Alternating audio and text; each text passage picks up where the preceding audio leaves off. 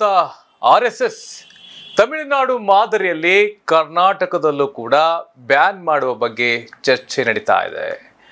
RSS ಭಾರತದಲ್ಲಿ ತಾಲಿಬಾನ್ ಇದ್ದಂತೆ ಅಂಥೇಳಿ BK ಹರಿಪ್ರಸಾದ್ ರವರು ವಿವಾದಾತ್ಮಕ ಹೇಳಿಕೆಯನ್ನ ನೀಡಿದ್ದಾರೆ.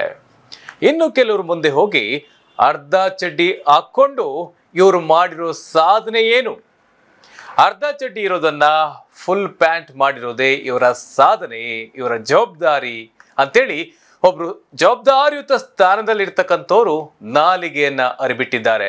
ಯಾರು ಅಂತೀರಾ? ಪ್ರಿಯಾಂಕ್ ಖರ್ಗೆ ಅವರು. I love RSS ಅನ್ನೋರೆಲ್ಲರೂ ದೇಶದ್ರೋಹಿನೇ. ಅವ್ರು ನೋಡಿ, RSS ಅವ್ರದ್ದು ಇತಿಹಾಸ ಅವ್ರಿಗೆ ಗೊತ್ತಿಲ್ಲ ಅಂತ ಅರ್ಥ ಅಷ್ಟೇ. ಪಾಪ ಭಾಳಷ್ಟು ಜನರಿಗೆ ಅವರು ದಾರಿ ತಪ್ಪಿಸ್ಬಿಟ್ಟಿದ್ದಾರೆ, ಕೋಟ್ಯಾಂತರ ಜನರಿಗೆ ದಾರಿ ತಪ್ಪಿಸ್ಬಿಟ್ಟಿದ್ದಾರೆ RSS ಅವರು. ನಾನು ಕೇಳಿರೋ ಪ್ರಶ್ನೆಗೆ ಒಂದನ ಉತ್ತರ ಕೊಡ್ತಾ ಇದ್ದಾರೆ ಸರ್ ಇವರು. ಸರಳವಾದಂಥ ಪ್ರಶ್ನೆಗಳು ಕೇಳಿದ್ದೀನಿ. ಅವ್ರು ರಿಜಿಸ್ಟರ್ ಇದ್ದಾರಾ ಇಲ್ಲ ಅದು ಹೇಳ್ತಾ ಇದ್ದಾರಾ ಇಲ್ಲ, ವೈಯಕ್ತಿಕವಾಗಿ ಟೀಕೆ ಮಾಡ್ತಾರೆ. ಅಲ್ಲಿ 50 ವರ್ಷ ಯಾಕೆ ಇವರು ಧ್ವಜ ಹಾರಿಸಿಲ್ಲ ಅದ್ರ ಬಗ್ಗೆ ಮಾತಾಡಕ್ತಾರೆ ಇಲ್ಲ. ಸಾವರ್ಕರ್ ಅವ್ರ ಬಗ್ಗೆ ಮಾತಾಡಕ್ತಾರೆ ಇಲ್ಲ. ಸಾವರ್ಕರ್ ಅವ್ರು ಯಾಕಪ್ಪ ಬ್ರಿಟಿಷ್ ಅವ್ರ ಹತ್ರ ಪೆನ್ಷನ್ ತೊಗೊಂಡ್ರು, ಯಾಕೆ ಅವರು ಮಾತೃಭೂಮಿ ಅಂದಿಲ್ಲ ಪಿತೃಭೂಮಿ ಎಂದಿದ್ರು ನಮ್ಮ ದೇಶಕ್ಕೆ, ಅದೆಲ್ಲ ಹೇಳ್ತಾರಾ?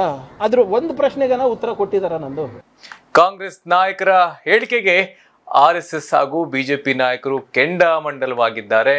ನೋಡೋಣ ಯಾವ ರೀತಿಯೆಲ್ಲ ಇವರ ಚರ್ಚೆಗಳು, ಯಾವ ವಿಚಾರಗಳು ಯಾಕೆ ಇವಾಗ ಬಂತು.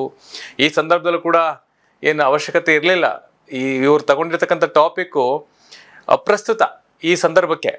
ಆದರೆ ಭಾಳಷ್ಟು ಚರ್ಚೆಯ ಕಾವನ್ನು ಪಡೆದಿದೆ RSS ಅನ್ನುವಂತಹ ಒಂದು ಟಾಪಿಕ್. ಈ ಟಾಪಿಕ್ನ ಇವರು ಅವಶ್ಯಕತೆ ಇತ್ತು ಅಂತ ತಗೊಂಡ್ರ, ಹಿರ್ನಾಡ್ದವ್ರು ಇರ ಬಿಟ್ಕೊಂಡ್ರು ಅಂತಾರಲ್ಲ, ಆ ಥರ ಏನಾದರೂ ಮಾಡ್ಕೊಂಡ್ರ ಗೊತ್ತಿಲ್ಲ. ಅದನ್ನು ಜನರು ಇವಾಗ ಪ್ರಶ್ನೆ ಮೇಲೆ ಪ್ರಶ್ನೆ ಮಾಡ್ತಾ ಇದ್ದಾರೆ. ಅವರ ಪ್ರಶ್ನೆಗಳಿಗೆ ಉತ್ತರ ಕೊಡೋಕೆ ಅಂತೇಳಿ ಈಗ ಇರ್ತಕ್ಕಂಥದ್ದು ಯಾರೆಲ್ಲ ಇರ ಬಿಟ್ಕೊಂಡವರಲ್ಲ, ಇಲ್ಲದೆ ಇರೋದನ್ನೆಲ್ಲ ಅವರು ಉತ್ತರ ಕೊಡಬೇಕು. ಮೊದಲಿಗೆ ಕಾಂಗ್ರೆಸ್ ನಾಯಕರು ಏನೇನು ಹೇಳಿದ್ದಾರೆ ಅನ್ನೋದನ್ನು ನೋಡೋಣ. ಕಾಂಗ್ರೆಸ್ ನಾಯಕರ ಹೇಳಿಕೆಗಳನ್ನ ಗಮನಿಸ್ತಾ ಹೋದರೆ ಒಟ್ಟಾರೆ ಈ ವಿಚಾರಕ್ಕೆ ಸಂಬಂಧಪಟ್ಟಂತೆ ಪ್ರಿಯಾಂಕ್ ಖರ್ಗೆ ಅವರು ಹೇಳ್ತಾರೆ, ಒಂದು ಪೋಸ್ಟ್ ಹಾಕಿದ್ದಾರೆ ಇವತ್ತು ಅವ್ರ ಫೇಸ್ಬುಕ್ಕಲ್ಲಿ ಒಂದು ಪೋಸ್ಟ್ ಬರೆದಿದ್ದಾರೆ. ಅವರೇ ಏನಂತ ಬರೆದಿದ್ದಾರೆ ಅಂತಂದರೆ, ಕಳೆದ 2 ದಿನಗಳಿಂದ ನನ್ನ ಫೋನ್ ರಿಂಗ್ ಆಗೋದು ನಿಲ್ಲಿಸಿಲ್ಲ. ಸರ್ಕಾರಿ ಶಾಲೆಗಳು, ಕಾಲೇಜುಗಳಲ್ಲಿ ಮತ್ತು ಸಾರ್ವಜನಿಕ ಸಂಸ್ಥೆಗಳಲ್ಲಿ RSS ಚಟುವಟಿಕೆಗಳನ್ನ ಪ್ರಶ್ನಿಸುವ ಹಾಗೂ ತಡೆಯುವಂತಹ ಧೈರ್ಯ ಮಾಡಿದ್ದಕ್ಕೆ ನನ್ನ ಮತ್ತು ನನ್ನ ಕುಟುಂಬದ ವಿರುದ್ಧ ಬೆದರಿಕೆಗಳು, ಅತ್ಯಂತ ಕೀಳು ಪದಗಳಿಂದ ತುಂಬಿದಂತಹ ನಿಂದನೆ, ಕರೆ ನಿರಂತರವಾಗಿ ನನಗೆ ಬರ್ತಾ ಇದೆ ಅಂತ ಒಂದು ಪೋಸ್ಟ್ ಅನ್ನ ಹಾಕೊಂಡಿದ್ದಾರೆ. ಇನ್ನು ಒಂದಿಷ್ಟು ಮುಂದೆ ಹೋಗಿ ನೋಡೋದಾದ್ರೆ, ನಾನು ಇದರಿಂದ ವಿಚಲಿತನಾಗುವುದಿಲ್ಲ ಅಥವಾ ನನಗೆ ಅಚ್ಚರಿಯೂ ಆಗಿಲ್ಲ. ಮಹಾತ್ಮ ಗಾಂಧಿ ಅಥವಾ ಬಾಬಾ ಸಾಹೇಬ್ ಅಂಬೇಡ್ಕರ್ ಅವರಂತಹ ಮಹಾನ್ ನಾಯಕರನ್ನೇ RSS ಬಿಟ್ಟಿಲ್ಲ, ಇನ್ನು ಅವರು ನನ್ನನ್ನು ಹೇಗೆ ಬಿಡ್ತಾರೆ? ಬೆದರಿಕೆಗಳು ಮತ್ತು ವೈಯಕ್ತಿಕ ನಿಂದನೆಗಳಿಂದ ನನ್ನ ಬಾಯಿ ಮುಚ್ಚಿಸಬಹುದು ಎಂದು ಅವರು ಭಾವಿಸಿದ್ರೆ ಅದು ಅವರ ಕಲ್ಪನೆ ಮಾತ್ರ. ಇದಿನ್ನು ಆರಂಭವಷ್ಟೇ. ಆದರೆ ಇನ್ನು ನೀವು ಮುಂದೆ ಭಾಳಷ್ಟು ಇದ್ರ ಬಗ್ಗೆ ಮಾತಾಡಬೇಕು ಅಂತೇಳಿ ಪ್ರಿಪ್ರೇಷನ್ ಮಾಡ್ಕೊಂಡಿದ್ದೀರಿ. ಒಳ್ಳೆಯದು, ನಿಮಗೆ ಶುಭವಾಗಲಿ. ಇದು ಬುದ್ಧ, ಬಸವಣ್ಣ ಮತ್ತು ಬಾಬಾ ಸಾಹೇಬ್ ಅವರ ತತ್ವಗಳ ಮೇಲೆ ಸಮಾಜವನ್ನು ನಿರ್ಮಿಸುವಂತಹ ಕಾಲ. ಸಮಾನತೆ, ವಿವೇಚನೆ ಮತ್ತು ಕರುಣೆಯಲ್ಲಿ ಬೇರೂರಿರುವ ಸಮಾಜ ಹಾಗೂ ಈ ರಾಷ್ಟ್ರವನ್ನ ಅತ್ಯಂತ ಅಪಾಯಕಾರಿ ವೈರಸ್ಗಳಿಂದ ಶುದ್ಧೀಕರಿಸುವ ಸಮಯ ಇದಾಗಿದೆ ಅಂತೇಳಿ ಪ್ರಿಯಾಂಕ್ ಖರ್ಗೆ ಅವರು ಒಂದು ಪೋಸ್ಟ್ ಅನ್ನ ಅವರ ಫೇಸ್ಬುಕ್ ಅಲ್ಲಿ ಹಾಕೊಂಡಿದ್ದಾರೆ. ಇದು ಅವರೇ ಪ್ರಶ್ನೆ ಮಾಡ್ಕೋಬೇಕು, ಯಾರು ಈ ಸಮಾಜಕ್ಕೆ ಒಂದು ರೀತಿ ತೊಂದರೆಯನ್ನ ಮಾಡ್ತಾ ಇದ್ದಾರೆ, ಜನರ ಮಧ್ಯದಲ್ಲಿ ಒಂದಿಷ್ಟು ಕಾಂಟ್ರವರ್ಸಿಯನ್ನ ಕ್ರಿಯೇಟ್ ಮಾಡ್ತಾ ಇದ್ದಾರೆ, ಜನರಿಗೆ ಅವಶ್ಯಕತೆ ಇಲ್ಲದೆ ಇರತಕ್ಕಂಥ ವಿಚಾರಗಳನ್ನ ತಗೊಂಡು ಚರ್ಚೆಯ ಮುನ್ನೆಲೆಗೆ ತಂದಿದ್ದಾರೆ. ಅದನ್ನ ಪ್ರಿಯಾಂಕ್ ಖರ್ಗೆ ಅವರು ಅದನ್ನ ತಮಗೆ ತಾವು ಪ್ರಶ್ನೆಯನ್ನ ಮಾಡ್ಕೋಬೇಕು. ಖರ್ಗೆ ಅವರೇ ಒಂದು ಪಕ್ಷ RSS ಬಗ್ಗೆ ಒಂದು ಗೌರವವನ್ನು ಸೂಚಿಸ್ತಾರೆ. ಅವರೇ ಒಂದು ಪದ ಮಾತಾಡಬೇಕು ಅಂದ್ರೆ 100 ಸರಿ ಯೋಚನೆ ಮಾಡ್ತಾರೆ. ನೀವು ಅವರ ಹೆಸರಲ್ಲಿ ಬದುಕ್ತಾ ಇರೋದು ಪ್ರಿಯಾಂಕ್ ಖರ್ಗೆ ಅವರೇ. ನಿಮ್ಮ ತಂದೆಯವರ ಹೆಸರಲ್ಲಿ ರಾಜಕಾರಣ ಮಾಡ್ತಾ ಇರೋದು, ಅಧಿಕಾರ ಅನುಭವಿಸ್ತಾ ಇರೋದು. ನೀವು ಇಲ್ಲದೆ ಇರೋದನ್ನೆಲ್ಲಾನು ಕೆದಕಿ ಗಾಯ ಮಾಡ್ಕೊಳ್ತಾ ಇದ್ದೀರಿ. ಸರ್, ನಿಮಗೆ ಬರೀ ಮಾತಾಡೋದೇ, ಕಾಂಟ್ರವರ್ಸಿ ಮಾಡೋದೇ ತೆವಲಿದ್ರೆ ನೀವು ಬಿಗ್ ಬಾಸ್ ಕಾರ್ಯಕ್ರಮಕ್ಕೆ ಹೋಗಿ. ಅಲ್ಲಿ ಕಾಂಟ್ರವರ್ಸಿ ಮಾಡೋದು, ಈ ಜಗಳ ಮಾಡೋದೇ ಅಲ್ಲಿ ಕೆಲಸ. ಆ ರೀತಿ ಮಾಡಿದ್ರೇ ಒಳ್ಳೆ ಪೇಮೆಂಟ್ ಸಿಗುತ್ತೆ, ಜನರಿಗೆ ಒಳ್ಳೆ ಪ್ರೋಮೋ ಕಂಟೆಂಟ್ ಸಿಗುತ್ತೆ, ಸ್ವಲ್ಪ ಹೈಲೈಟ್ ಆಗೋದು. ಯಾಕೆ ಸುಮ್ಮನೆ ಸಾರ್ವಜನಿಕವಾಗಿ ಈ ರೀತಿ ಎಲ್ಲ ಮಾತಾಡಿ ಜನರ ನೆಮ್ಮದಿಯನ್ನು ಹಾಳು ಮಾಡ್ತೀರಾ? ನೀವು ಪ್ರಭಾವಿ ರಾಜಕೀಯ ನಾಯಕರ ಮಗ, ನಿಮ್ಮ ತಂದೆಯವರ ರಾಜಕೀಯದ ಹೋರಾಟವಿದೆ, ಅವರ ಪರಿಶ್ರಮ ಇದೆ. ಅದು ಬಿಟ್ಟರೆ ನಿಮ್ದೇನಿದೆ ಅಂತ ಸ್ವಲ್ಪ ಹೇಳ್ತೀರಾ ಸಾರ್ವಜನಿಕವಾಗಿ? ನಿಮ್ಮ ತಂದೆ ಹೆಸರಿಂದ ರಾಜಕಾರಣವನ್ನ ಮಾಡ್ತಾ ಇದ್ದೀರಿ ಬಿಟ್ರೆ ಸ್ವಂತದ್ದು ಅಂತ ರಾಜಕೀಯವಾಗಿ ಏನಿದೆ ಅಂತ ನಾನು ಕೇಳ್ತಾ ಇಲ್ಲ, ಜನರು ಪ್ರಶ್ನೆ ಮಾಡ್ತಾ ಇದ್ದಾರೆ. ಒಂದ್ಸರಿ ನಿಮ್ಮ ಕಮೆಂಟ್ ಬಾಕ್ಸ್ನ ಒಂದ್ಸರಿ ಓಪನ್ ಮಾಡಿ ನೋಡಿ. ಪ್ರಿಯಾಂಕ್ ಖರ್ಗೆ ಅವರೇ, ನಿಮ್ಮ ಹೆಸರು ಮುಂದೆ ಖರ್ಗೆ ಅಂದರೆ ಮಾತ್ರ ನಿಮ್ಮ ಹೆಸರಿಗೆ ಒಂದು ಶಕ್ತಿ, ಒಂದು ಗೌರವ. ಇಲ್ಲ ಅಂದರೆ ನೀವು ರಾಜಕೀಯವಾಗಿ ಝೀರೋ ಅನ್ನೋದು ಸಾರ್ವಜನಿಕವಾಗಿ ಚರ್ಚೆ ಆಗ್ತಾ ಇರ್ತಕ್ಕಂತಹ ವಿಚಾರ. ಪ್ರಿಯಾಂಕ್ ಖರ್ಗೆ ಅವರು ಹೇಳ್ತಾರೆ, ಐ ಲವ್ RSS ಅಂದರೆ ಆ ರೀತಿ ಅನ್ನೋರು ದೇಶದ್ರೋಹಿಗಳಂತೆ. ಸರಿ, ಐ ಲವ್ ಪ್ರಿಯಾಂಕ್ ಖರ್ಗೆ ಅಂದರೆ ದೇಶ ಪ್ರೇಮನ ಸರ್? ಅದೊಂದು ಸ್ವಲ್ಪ ನೀವು ಒಂಚೂರು ನೀಟಾಗಿ ದಯಮಾಡಿ, ಮತ್ತೆ ಮಾಧ್ಯಮದವ್ರೆಲ್ಲ ಸಲಹೆ ಕೇಳ್ತಾ ಇದ್ರಿ, ಒಂದು ಸ್ವಲ್ಪ ಸಪೋರ್ಟ್ ಕೇಳ್ತಾ ಇದ್ರಿ, ದಯಮಾಡಿ ಇನ್ನೊಂದ್ಸರಿ ತಾವು ಮಾಧ್ಯಮದವ್ರು ಸಿಕ್ಕಿದಾಗ ಅವಕ್ಕೆಲ್ಲ ಒಂದಿಷ್ಟು ಉತ್ತರನ ನೀಟಾಗಿ ಹೇಳಿ ಸರ್.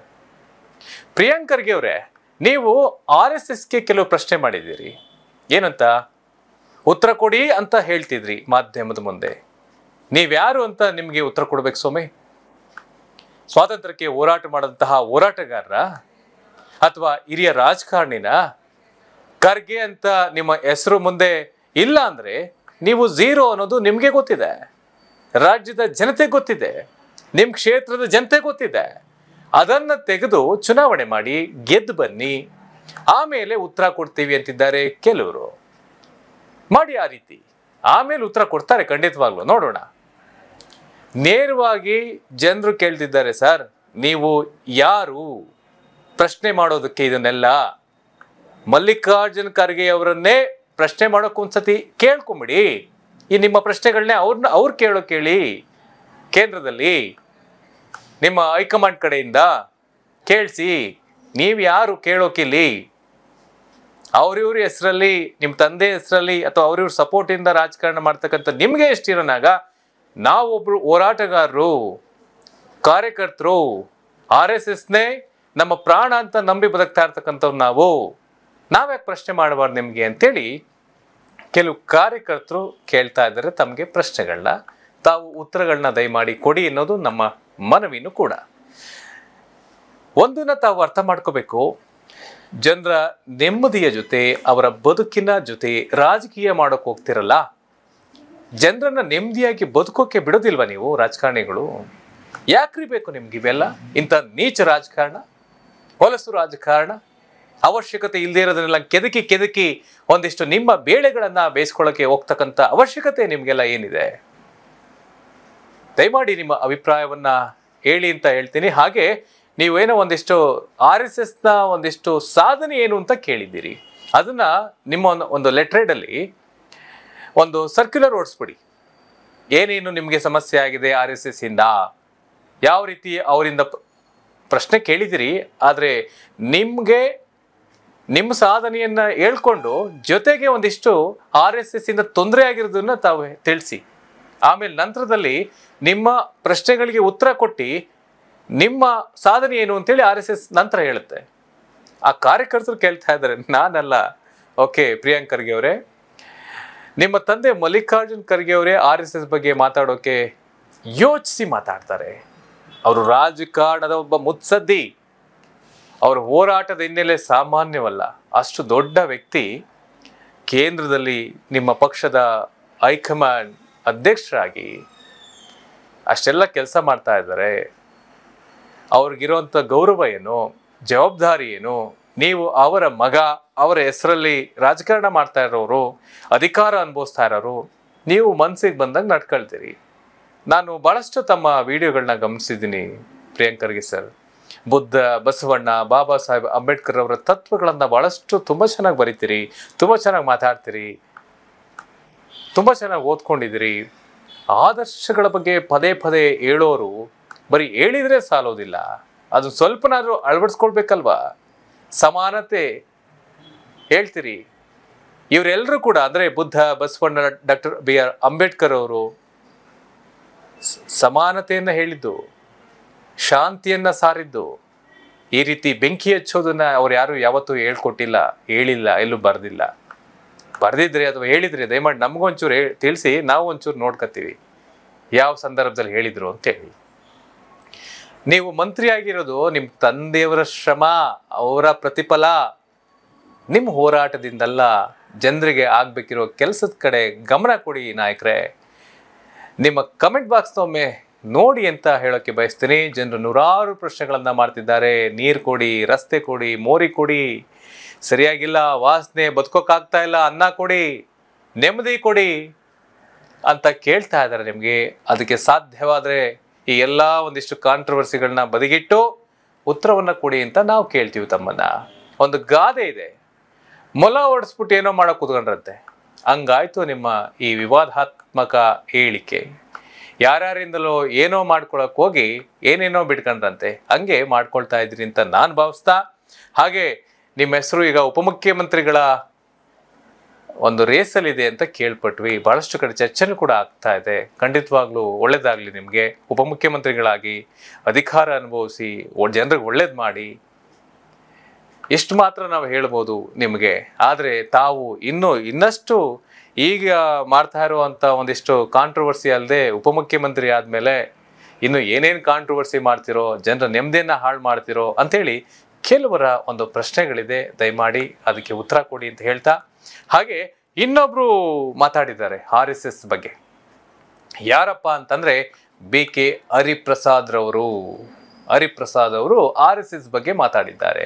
ಏನ್ ಹೇಳಿದ್ದಾರೆ ಹರಿಪ್ರಸಾದ್ ಅವರು? ಒಬ್ಬ ಹಿರಿಯ ತಲೆ, ಕೇಂದ್ರದಲ್ಲಿ ಕಾಂಗ್ರೆಸ್ ಹೈಕಮಾಂಡ್ ಹತ್ರ ನೇರ ಸಂಪರ್ಕ ಇರ್ತಕ್ಕಂಥ ವ್ಯಕ್ತಿ, ನಮ್ಮ ರಾಜ್ಯದ ಕಾಂಗ್ರೆಸ್ನ ಹಿರಿಯ ನಾಯಕ. ಆದ್ರೆ ನಾಯಕ ಏನೋ ಹಿರಿ ಮನುಷ್ಯ, ರಾಜಕಾರಣದಲ್ಲಿ ಮುತ್ಸದ್ದಿ ಅಂತಾನೆ ಕರ್ಸ್ಕೊಂಡಿರ್ತಕ್ಕಂಥವ್ರು. ಆದ್ರೆ ಇವ್ರಿಗೆ ಜನರ ಸಂಪರ್ಕ ಮಾತ್ರ ಇಲ್ಲ, ತುಂಬಾ ಕಡಿಮೆ ಅಲ್ವಾ ಸರ್? ನೀವು ರಾಜಕೀಯಕ್ಕೆ ಬಂದಾಗ ಮೋಸ್ಟ್ಲಿ ನಾನಿನ್ನೂ ಹುಟ್ಟೇ ಇರಲಿಲ್ಲ ಅಂತ ನಾನು ಭಾವಿಸ್ತೇನೆ. ಆಗ್ಲಿಂದ ಎಷ್ಟು ಚುನಾವಣೆ ಗೆದ್ದಿದ್ದೀರಿ ಅಂತ ಜನರು ಕೇಳ್ತಿದ್ದಾರೆ ಸರ್. ದಯಮಾಡಿ ನಿಮ್ಮ ಚುನಾವಣೆಗಳಲ್ಲಿ ನೀವು ನಿಂತಿರ್ತಕ್ಕಂಥದ್ರಲ್ಲಿ ನೀವೆಷ್ಟು ಚುನಾವಣೆಗಳನ್ನ ಗೆದ್ದಿದ್ದೀರಿ ಅನ್ನೋದನ್ನ ಸಾರ್ವಜನಿಕವಾಗಿ ದಯಮಾಡಿ ತಾವೇನು ಸಾಧ್ಯವಾದರೆ ತಿಳಿಸಿ ಅಂತ ನಾವು ಕೇಳೋಕೆ ಬಯಸ್ತೀವಿ. BK ಹರಿಪ್ರಸಾದ್ ರವರು RSS ಬಗ್ಗೆ ತೀವ್ರ ಆಕ್ಷೇಪವನ್ನು ವ್ಯಕ್ತಪಡಿಸಿದ್ರು. ಏನಂತ ವ್ಯಕ್ತಪಡಿಸಿದ್ದಾರೆ? ಮಾಧ್ಯಮಗಳಲ್ಲಿ ಏನಂತ ಬರ್ತಾ ಇದೆ ಅಂತಂದ್ರೆ, ಸರ್ಕಾರಿ ಜಾಗಗಳಲ್ಲಿ ಯಾವುದೇ ಕಾರ್ಯಕ್ರಮಕ್ಕೆ ಸರ್ಕಾರದ ಅನುಮತಿ ಕಡ್ಡಾಯ ಅಂತ ಹೇಳಿದ್ದಾರೆ. RSS ಭಾರತ ದೇಶದ ತಾಲಿಬಾನ್ ಅಂತ ಕಿಡಿಕಾರಿದ್ದಾರೆ. ಪ್ಯಾಲೆಸ್ತೀನ್ ಪ್ರತಿಭಟನೆ, RSS ಶಾಖೆಗಳ ನಡುವೆ ತಾರತಮ್ಯದ ಪ್ರಶ್ನೆ ಅಂತ ಅವರು ಹೇಳ್ತಿದ್ದಾರೆ. ಹಾಗೆ ತಮಿಳುನಾಡಲ್ಲಿ ಕೈಗೊಂಡಂತಹ ಕ್ರಮ ಏನಿದೆ, ಆ ಕ್ರಮದಂತೆ ಕರ್ನಾಟಕದಲ್ಲೂ ಕೂಡ ಕ್ರಮಕ್ಕೆ ಒತ್ತಾಯ ಮಾಡ್ತಿದ್ದಾರೆ BK ಹರಿಪ್ರಸಾದ್ ಅವರು. ಬಜರಂಗ ದಳದ ಒಂದು ನಿಷೇಧವನ್ನ ಏನು ಮಾಡಿದ್ರು, ಆ ಪ್ರಣಾಳಿಕೆಯನ್ನ ನೆನಪಿಸ್ತಾ ಇದ್ದಾರೆ RSS ನಾಯಕರಿಗೆ ಹರಿಪ್ರಸಾದ್ ಅವರು. ಖಂಡಿತ ಮಾಡ್ಬೇಕು ಸರ್, ನೀವು ಒಳ್ಳೆ ಕೆಲಸ ಮಾಡ್ತಾ ಇದ್ದೀರಿ. ಏನ್ ಸರ್, ದಶಮಾನಗಳಿಂದ ರಾಜಕೀಯದಲ್ಲಿ ಇದ್ದೀರಿ, ಗೆಲುವು ಸೋಲು ಎಲ್ಲವನ್ನ ಬಹಳ ಹತ್ತಿರದಿಂದ ನೋಡಿದ್ದೀರಿ. ಅಲ್ಲಲ್ಲ, ಸೋಲನ್ನೇ ಹೆಚ್ಚು ನೋಡಿದ್ದೀರಿ ನೀವು ಬಹಳ ಹತ್ತಿರದಿಂದ. ಈ ರೀತಿ ಎಲ್ಲ ಕಾಂಟ್ರವರ್ಸಿ ಮಾಡಿದವ್ರ ಕತೆ, ಚುನಾವಣೆ ಸಂದರ್ಭದಲ್ಲಿ ಏನೇನಾಗಿದೆ ಅನ್ನೋದನ್ನು ಕೂಡ ತಾವು ಬಹಳ ಹತ್ತಿರದಿಂದ ಗಮನಿಸಿದ್ದೀರಿ, ಸ್ವತಃ ತಾವು ನೋಡಿದ್ದೀರಿ ಹತ್ತಿರದಿಂದ. ಮುಂದಿನ ಸಾರಿ ಚುನಾವಣೆಗೆ ನಿಲ್ಲೋಕೆ ತಯಾರಿ ಮಾಡಿ ಸರ್. ನಿಮ್ಮ ಸಾಧನೆಯನ್ನ ಜನರ ಮುಂದೆ ಇಟ್ಟು, RSS ಸಾಧನೆ, ಅದರ ಬೆಳವಣಿಗೆ ಬಗ್ಗೆ ನಿಮ್ಗೆ ಯಾಕೆ ಬೇಕು ಚಿಂತೆ? ಅದನ್ನೆಲ್ಲ ನೋಡ್ಕೊಳ್ಳೋಕೆ ಬಹಳಷ್ಟು ಕೋಟಿ ಜನರಿದ್ದಾರೆ, ಕಾರ್ಯಕರ್ತರಿದ್ದಾರೆ, ಮುಂದಾಳತ್ವ ವಹಿಸಿರ್ತಕ್ಕಂಥವ್ರಿದ್ದಾರೆ. ನಿಮ್ಗದರ ಅವಶ್ಯಕತೆ ಇಲ್ಲ ಅಂತೇಳಿ ಆ ಕಾರ್ಯಕರ್ತರ ಪ್ರಶ್ನೆ ಆಗಿದೆ ಸರ್. ತಮಗೆ ಬಾಯ್ ಚಪ್ಲಿಗೆ ಮಾತಾಡ್ತೀರಿ ಎಲ್ರು ಅಂತ ಕಾಣಿಸುತ್ತೆ ಅನ್ನೋದು ನಮ್ಮ ಭಾವನೆ. ಮಾತಾಡಿ, ಜನರು ನಿಮ್ಮ ಮಾತುಗಳನ್ನ ಕೇಳಿ ನಿಮ್ಮೆಲ್ಲರ ಗಣಂಧಾರಿ ಅಭಿವೃದ್ಧಿಗಳನ್ನ ವಿಶ್ಲೇಷಣೆ ಮಾಡ್ತಿದ್ದಾರೆ ಸಾರ್ವಜನಿಕವಾಗಿ. ಕೆಲವರು ಕೇಳ್ತಾ ಇದ್ದಾರೆ, ರಾಜ್ಯಕ್ಕೆ ಏನು ನಿಮ್ಮ ಕೊಡುಗೆ? ರಾಜ್ಯ ಬೇಡ ಸೊಮೆ, ನಿಮ್ಮ ವಾರ್ಡ್ಗಳಿಗೆ ಏನ್ರಿ ನಿಮ್ಮ ಕೊಡುಗೆ? ನಿಮ್ಮ ಅಭಿವೃದ್ಧಿ ಏನು ಅಂತ ಹೇಳಿ ಸಾಕು. ನಿಮ್ಮ ಅಭಿವೃದ್ಧಿ ವಾರ್ಡ್ ಮಟ್ಟದಿಂದ ಹೈಕಮಾಂಡ್ವರೆಗೂ ಬೆಳೆದಿದ್ದೇ ಬಿಟ್ರೆ ಜನರ ನೋವಿಗೆ ಎಷ್ಟು ಸ್ಪಂದಿಸಿದ್ದೀರಿ ಅಂತ ಜನರು ಪ್ರಶ್ನೆ ಮಾಡ್ತಾ ಇದ್ದಾರೆ. ಜನರಿಗೆ ಮೊದಲು ಉತ್ತರ ಕೊಡಿ ಅಂತ ಹೇಳ್ತಾ, ಇನ್ನೂ ಬಹಳ ಜನರ ಬಗ್ಗೆ ವಿಚಾರಗಳು ಇವೆ, ಮಾತಾಡ್ತಾ ಹೋದ್ರೆ ಸದ್ಯಕ್ಕೆ ಇಷ್ಟು ಸಾಕು. ಮುಂದೆ ಮಾತಾಡೋಣ ಅಂತ ಹೇಳ್ತಾ, ಮಾಧ್ಯಮದ ಮುಂದೆ ಮಾತ್ರ ಕೆಲವು ರಾಜಕಾರಣಿಗಳ ಮಾತು, ಗಲಾಟೆ, ದ್ವೇಷವನ್ನ ಬಿತ್ತೋದು, ಭಾಷಣಗಳು, ಏನು ಬಹಳ ರೀತಿಯಲ್ಲಿ ಡ್ರಾಮವನ್ನ ಮಾಡ್ತಾರೆ ಈ ರಾಜಕಾರಣಿಗಳು. ಕೆಲವರು ನಾವು ಮೂರ್ಖರು, ಕಿತ್ತಾಡ್ತೀವಿ, ಜನರು. ರಾಜಕಾರಣಿಗಳು ಮಾತಾಡ್ತಾರೆ, ಜಗಳ ಮಾಡ್ತಾರೆ, ದ್ವೇಷವನ್ನ ಬಿತ್ತುತ್ತಾರೆ, ಹಾಗೆ ಹೀಗೆ ಅಂತೇಳಿ ಎಲ್ಲಾ ರೀತಿಯಾದಂಥ ಒಂದು ಕಾಂಟ್ರವರ್ಸಿಯನ್ನ ಮಾಡ್ತಾರೆ. ಆದರೆ ಒಳಗೊಳಗೆ ಅವರೆಲ್ಲರೂ ಕೂಡ ಚೆನ್ನಾಗೇ ಇರ್ತಾರೆ ಅಂತ ಹೇಳ್ತಾ ಇಂದಿನ ಕಾರ್ಯಕ್ರಮವನ್ನ ಮುಗಿಸ್ತೇನೆ. ನಮಸ್ಕಾರ.